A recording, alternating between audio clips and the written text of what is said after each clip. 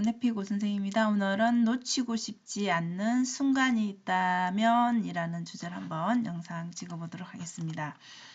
네, 오늘 영상은 고명환 작가님의 아침 긍정학원의 일부분인데요. 우리가 왜 좀 글쓰기를 해야 되는가라는 주제로 한번 정리를 해보겠습니다. 여러분들 밀랑 쿤테라라는 분 아시나요? 예, 세계적인 작가 존재의 가벼움과 무거움 이 책으로 좀 유명하신 분이죠. 여기에 묘사에 대한 부분이 나오는데 이 묘사에 대한 부분을 여러분들이 왜 글쓰기와 연결해야 되는지 한번 봐주시면 좋을 것 같습니다.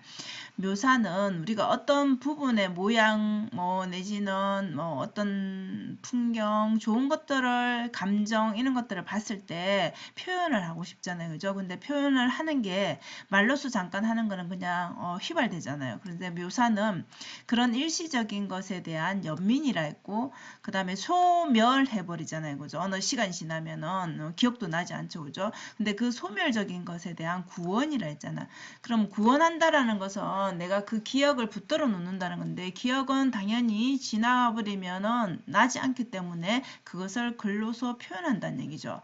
그래서 내가 본, 내가 느낀 풍경이나 내가 느낀 감정이나 이런 것들을 글로서 그때 당시에 감정을 눈에 봤던 그 좋은 모습들을 글로서 표현을 한다라는 것입니다. 그럼 기록해 놓으면은 나중에 다시 볼 수가 있겠죠. 그래서 그것을 구원해 준다고 그리고 일시적인 것에 대한 연밀이라고 묘사를 표현했습니다.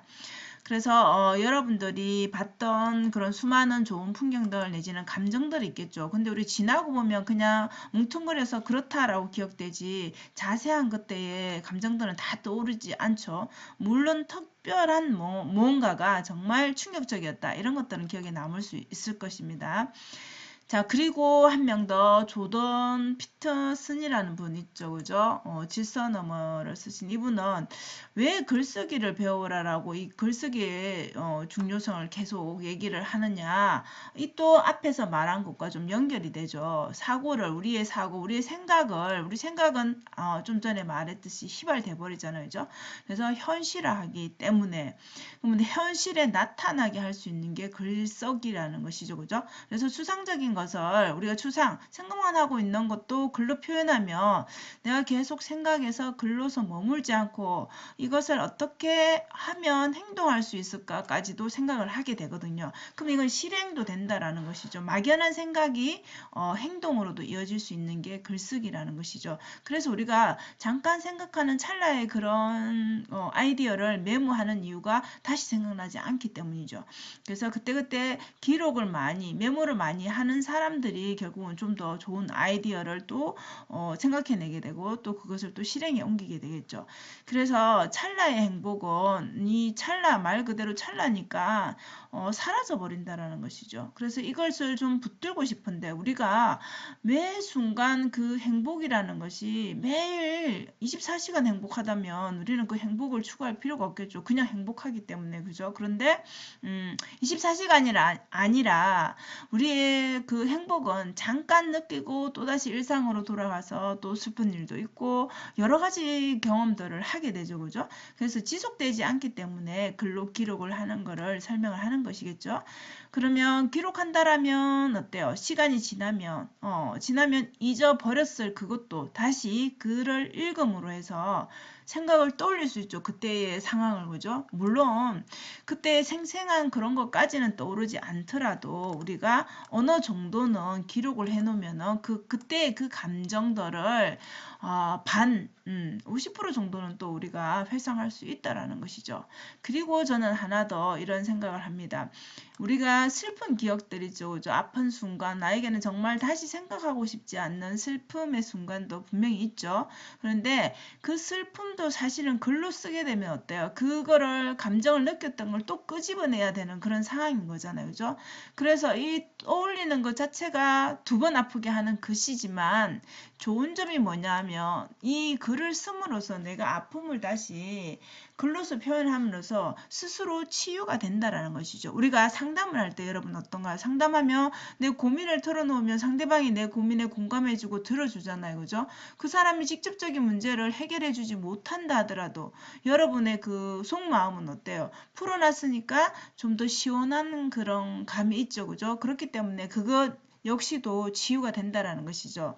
그래서 글쓰기는 이렇게 치유도 될 수 있고 그로 인해서 나의 뭐 또 잘못도 돌아볼 수도 있겠죠, 여러분. 네, 잘못도 돌아볼 수 있으니까 스스로 성찰이 될 수 있다라는 것이죠. 그래서 글쓰기를 하게 되면 저는 정말 이런 말들이 너무나 공감이 되거든요. 저도 매일매일 글을 쓰고 읽다 보니까 이게 정말 맞는 말이다. 그리고 저를 돌아보게 되고 저의 잘못된 행동, 과거에 내지는 뭐 슬펐던 일들 이런 것들이 다 기록함으로 해서 일기를 쓰고 책을 읽고 또 책에 대한 사유를 하다 보니까 이런 게 다 내 삶에 적용을 하게 되는 것 같아요. 감사를 하라면 감사한 일들을 찾게 되는 거고 성찰을 하라면 내가 어떤 행동이 잘못됐을까 돌아보게 되는 것 같아요. 그래서 이런 순간들을 여러분들이 느끼는 기쁨의 순간도 있지만 슬픈 순간도 분명히 있죠. 아픈 순간도 그런 것조차도 기록을 해보면 여러분들이 글쓰기 능력이 뭐 글을 잘 써서 쓰는 게 아니라 무엇이든 그렇잖아요. 쓰다 보면 그것 또한 잘하는 능력이 될 수 있는 것이죠. 그래서 우리는 글쓰기는 타고나는 게 아니라 계속 하면서 이 능력이 더 늘어나는 것이지 모든 것이 그렇겠지만 처음부터 잘하는 천재적으로 뭐 천부적으로 타고난 사람이 간혹은 있겠죠. 근데 대부분은 후천적으로 이렇게 능력 자체가 계속 하게 되면 늘어날 수밖에 없다라는 것이죠.